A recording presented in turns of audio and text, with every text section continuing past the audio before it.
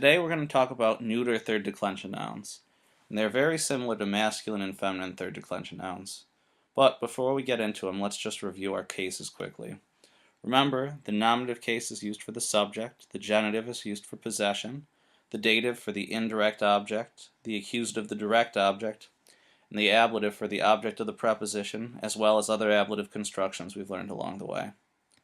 Now, let's jump in the third declension neuter.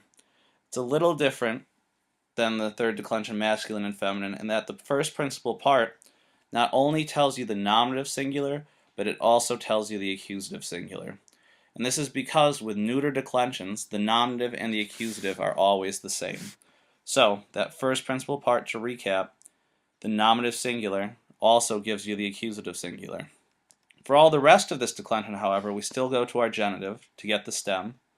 We drop off the is, and that gives us the stem for the rest of this entire declension. And as you see, we add endings very similar to our third declension masculine and feminine. The only true difference is going to be in the nominative and the accusative.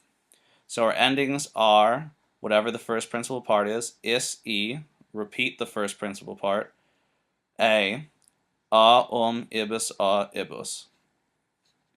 So on this chart with the asterisks, you can more clearly see the difference in the neuter declension. Note that, as we've said before, the nominative and the accusative are exactly the same, both in the singular, and they share the same ending in the neuter as well.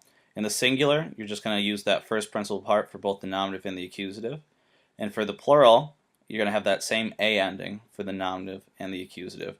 Besides that, the rest of the endings for this declension are the same as the third masculine and feminine. So, let's practice this a little. Here's our grammar in action.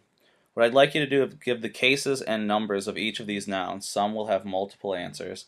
So, this will be a good time to pause your video, take a second, and complete these, and we'll go over them shortly. Alright, let's start with decore. Decore, with that e ending, is, of course, ablative singular.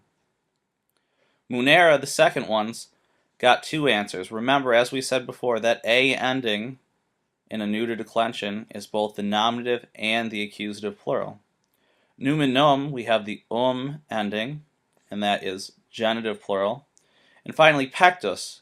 Pectus is the first principal part of the noun, so as we said before, that is also both the nominative and the accusative singular, because the nominative and the accusative in neuter declensions are the same. So our takeaways for this are just your endings for the third declension neuter. And remember, to help you, besides where the asterisks are, it is the exact same as the third declension masculine and feminine.